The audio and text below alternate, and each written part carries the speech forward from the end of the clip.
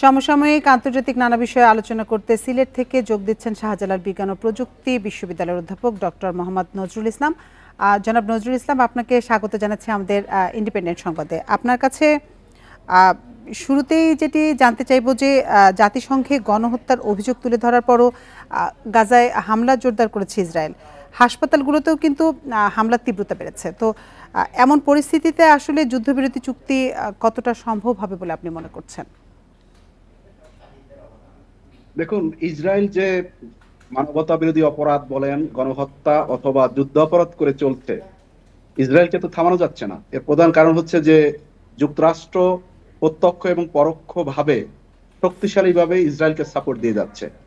জাতিসংঘ ইসরায়েল যে মানবতা বিরোধী অপরাধ করছে এবং সেখানে গণহত্যা করছে সেটা বারবার বলছে এবং সারা দুনিয়ার মানুষ দেখছে, কিন্তু একমাত্র যুক্তরাষ্ট্র তার মিত্র ইসরায়েলকে সাপোর্ট দিয়ে যাচ্ছে।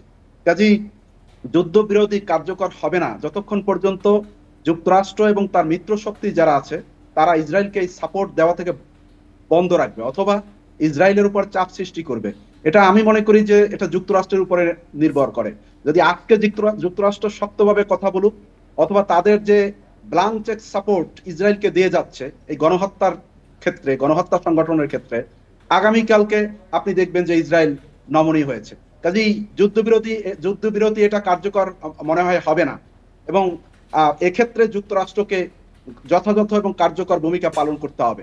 তবে এর বাইরে সারা পৃথিবীতে যে অন্যান্য যে জাতিসত্তা এবং মানুষগুলি, রাষ্ট্রগুলি আছে, তারা কিন্তু ফিলিস্তিনের ব্যাপারে এবং যেটা বলা হয়েছে যে 2 স্টেট সলিউশন, যেটা একসময় যুক্তরাষ্ট্রই এই প্রস্তাব দিয়েছিল, সেই 2 স্টেট সলিউশনের ব্যাপারে তারা কিন্তু অত্যন্ত বেশ চাপ প্রয়োগ করছে, কিন্তু সেটা খুব কার্যকর হচ্ছে না যুক্তরাষ্ট্রের কারণে। এজন্য আমি মনে করি যে যুক্তরাষ্ট্রের উচিত কোন রকমের এইভাবে গণহত্যাকে কন্টিনিউ করার কোনো অ্যাপ্রুভাল না দিয়ে বরং ইসরায়েল যাতে এই গণহত্যা বন্ধ করে এবং ইসরায়েল এবং প্যালেস্টাইন উভয়ের জন্য যাতে শান্তি প্রতিষ্ঠিত হয় সেই ব্যবস্থা করা।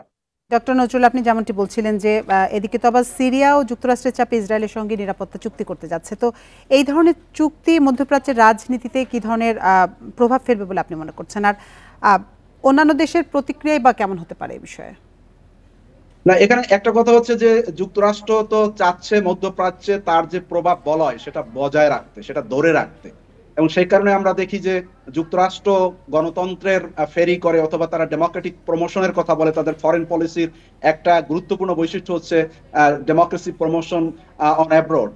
কিন্তু সেখানে আমরা দেখি যে মধ্যপ্রাচ্যের অনেক রাষ্ট্র, বিশেষ করে আমরা যদি সৌদি আরবিয়ার কথা বলি, তাহলে দেখি যে সেখানে রাজতন্ত্র আছে এবং সেখানে গণতন্ত্র নাই। কিন্তু এই রাষ্ট্রগুলির ব্যাপারে, অর্থাৎ যুক্তরাষ্ট্রের যারা মিত্র, যারা যুক্তরাষ্ট্রকে সাপোর্ট দিয়ে যাচ্ছে বা যুক্তরাষ্ট্রের সাথে যাদের সম্পর্ক ভালো, তাদের গণতন্ত্রের ব্যাপারে কিন্তু যুক্তরাষ্ট্র কোনো কথা বলছে না। কাজে এটা তাদের স্ট্র্যাটেজিক এবং তাদের যে বাণিজ্যিক যে সম্পর্ক, সেই সম্পর্কের সূত্র ধরেই তারা এটা করছে।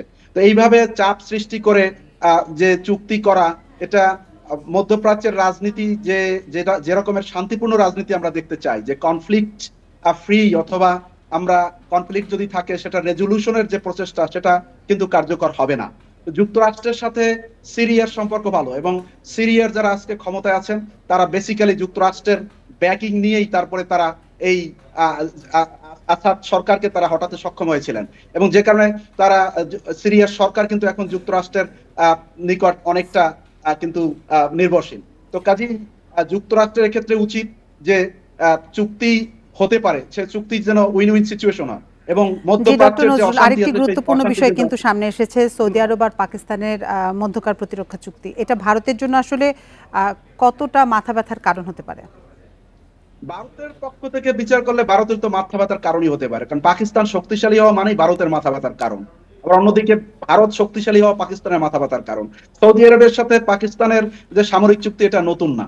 মূলত সৌদি আরবিয়ার যে সামরিক যে শক্তি অথবা যে সামরিক যে ব্যবস্থাপনা, সেটা কিন্তু পাকিস্তানই বরাবরই নিয়ন্ত্রণ করে আসছে। কাজে পাকিস্তানের সাথে সৌদি আরবের চুক্তি এটা খুবই স্বাভাবিক এবং পাকিস্তান চাইবে স্বাভাবিকভাবে যেহেতু পাকিস্তানের সাথে ভারতের টেনশন রয়েছে, নানা ক্ষেত্রে টেনশন রয়েছে, বিশেষ করে সামরিক ভাবে, রাজনৈতিক ভাবে, তো কাজেই পাকিস্তান সৌদি আরবের সাথে চুক্তি করতেই পারে, আর এক্ষেত্রে ভারতও উদ্বেগ প্রকাশ করতে পারে। তবে আমাদের যেটা দেখতে হবে সেটা হচ্ছে যে এই চুক্তি যাতে কোনো একটা আরেকটা দেশের, তৃতীয় কোনো দেশের যাতে নিরাপত্তার হুমকি তৈরি না করে, অর্থাৎ শান্তি বিঘ্নিত না হয়, যুদ্ধের মতো পরিস্থিতি তৈরি না হয়।